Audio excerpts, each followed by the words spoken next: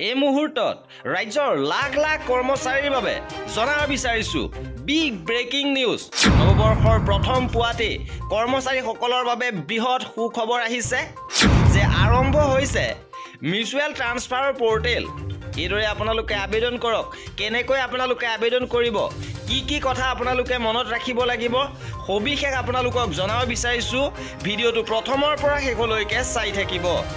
অনলাইনত বদলিৰ বাবে আবেদন প্ৰক্ৰিয়া মুকলি কৰিছে। এতিয়া ৰাজ্য চৰকাৰ তৃতীয় চতুৰ্থ বৰ্গৰ কৰ্মচাৰীয়ে নিজৰ ঠাইলৈ বদলি ল'ব পাৰিব আৰু ইয়াৰ বাবে প্ৰথমে এ নামৰ আবেদনকাৰীয়ে পৰ্টেলত গৈ এটা একাউণ্ট খুলিব লাগিব। অৰ্থাৎ আপুনি যদিহে মিউচুৱেল ট্ৰান্সফাৰৰ বাবে আবেদন কৰিব বিচাৰে তেন্তে স্বাগত চতুৰ্থ পৰ্টেলৰ জৰিয়তে আপোনাৰ নামত এটা একাউণ্ট ক্ৰিয়েট কৰিব লাগিব। ইয়াৰ পিছত পেন আৰু প্ৰপত্ৰ পূৰণৰ জৰিয়তে কৰিব লাগিব আইডেণ্টি ভেৰিফিকেশ্যন। ইয়াৰ পিছত আপোনালোকে আইডেণ্টি ভেৰিফিকেশ্যন কৰিব লাগিব আৰু তৃতীয় পৰ্যায়ত কৰ্তৃত্ব পত্ৰৰ বিষয়াই এয়া পৰীক্ষা কৰিব আৰু কৰ্তৃত্বশীল বিষয়াই ইয়াৰ পিছত আপোনাৰ আবেদন পৰীক্ষা কৰিব। চতুৰ্থ পৰ্যায়ত এ নামৰ আবেদনকাৰীয়ে বদলি বিচৰা 5 গৰাকীৰ সৈতে পচন্দ বাছনি কৰিব পাৰিব। অৰ্থাৎ সৰ্বোচ্চ 5 গৰাকীৰ সৈতে আপুনি পচন্দৰ বাছনি কৰিব পাৰিব। লগতে কোন জিলালৈ আপুনি বদলি ল'ব বা কোন জিলালৈ আপুনি যাব সেয়াও বাছনি কৰিব পাৰিব। পচন্দৰ প্ৰাৰ্থীগৰাকীৰ সৈতে মিলিলে আপুনি পৰ্টেলৰ জৰিয়তে পঠাব পাৰিব ৰিকুৱেষ্ট। ইয়াৰ পিছত আপুনি পচন্দৰ প্ৰাৰ্থীগৰাকীক ৰিকুৱেষ্ট পঠাব লাগিব।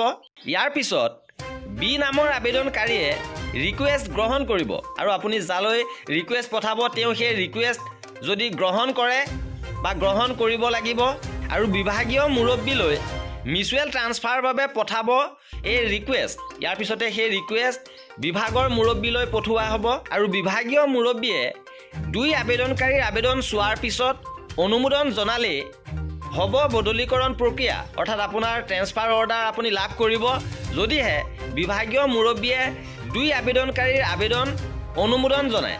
আৰু এইদৰে অতি সহজে আপোনালোকে মিউচুৱেল ট্ৰান্সফাৰৰ বাবে আবেদন ল'ব পাৰিব।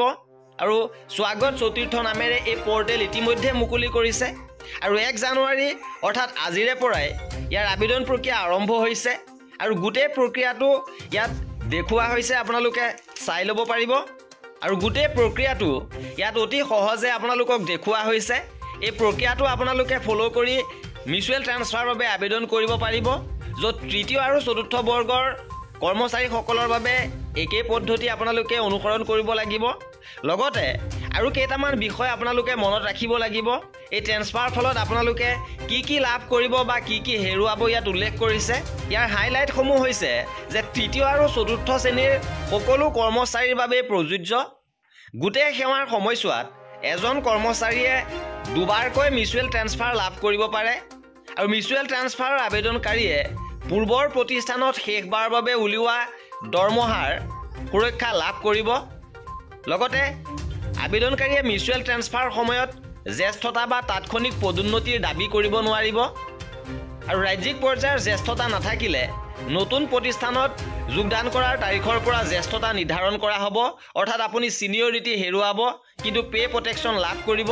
আৰু এই আছিলে এই ভিডিঅ'টোত কৰ্মচাৰী আৰু পেঞ্চনাৰৰ প্ৰতিটো আপডেট পাই থাকিবৰ বাবে আমাৰ চেনেলটো ছাবস্ক্ৰাইব কৰি ৰাখিব। ভিডিঅ'টো শেষৰলৈকে চোৱাৰ বাবে বহুত ধন্যবাদ।